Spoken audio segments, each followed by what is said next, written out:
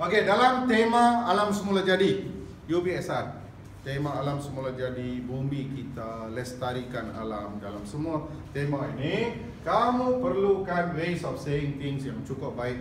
Kalau tidak, tak boleh tulis ulasan, tak boleh tulis karangan.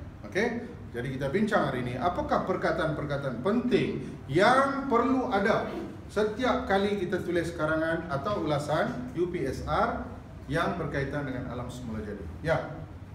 Alam semula jadi Strong words. I want strong words only. Strong words. habitat haiwan. Habitat haiwan. Very good. Tuliskan habitat haiwan.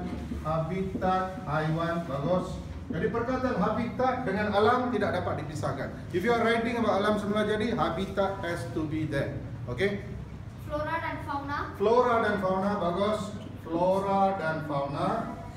Flora dan fauna. Bagus. Satu lagi perkataan yang strong. Yes. Mengelakkan bencana alam. Bencana alam, bagus.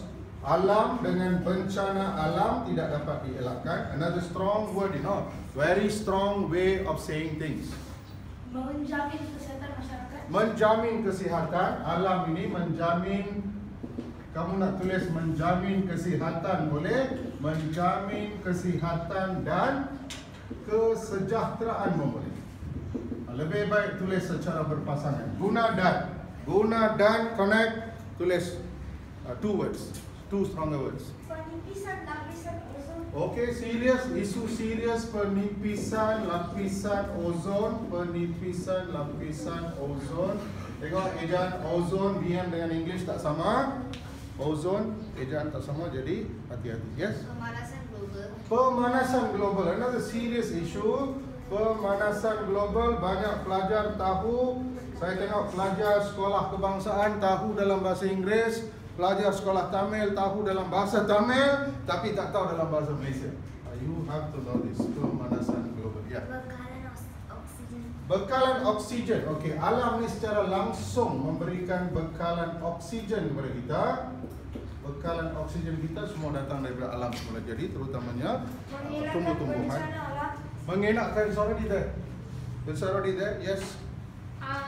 Alam semula jadi merupakan anugerah Tuhan. Anugerah Tuhan, beautiful. Okey, tuliskan. Anugerah, dan jangan lupa setiap kali tulis Tuhan huruf besar Tuhan, anugerah Tuhan. Gotong royong. Gotong royong dengan alam yang memang tidak dapat dipisahkan. Gotong royong bagi menjaga kebersihan alam semula jadi. Ya. Penanaman semula hutan. Penanaman semula hutan, good. Tong-tong kita semula. Tong-tong isi. Tong-tong kita semula dengan alam semula jadi ada kaitan ke tak ada? Ada, mesti dikaitkan. Kita semula dengan penjagaan, pemuliharaan alam semula jadi tidak dapat dipisahkan, ya. Mengitar semula bahan buangan. Mengitar semula bahan buangan, yes. Penerokan hutan. Penerokan hutan. Mengurangkan karbon dioksida. Mengurangkan kandungan karbon dioksida dalam udara. Okey, itu penting bagi menjamin kesihatan masyarakat. Okey, berhenti. Semua faham? Jadi setiap kali saya tulis apa jua topik, apa jua tema yang ada dalam UPSR, you have to know a number of strong words, strong ways of saying things. Without this, you cannot do ulasan, cannot do karangan. So, siapa nak belajar karangan? Siapa nak belajar ulasan? Terus pergi pada perkataan. Master these words first. Master these words, I'm sure you'll be able to do your ulasan and karangan properly. Okay? Thank you.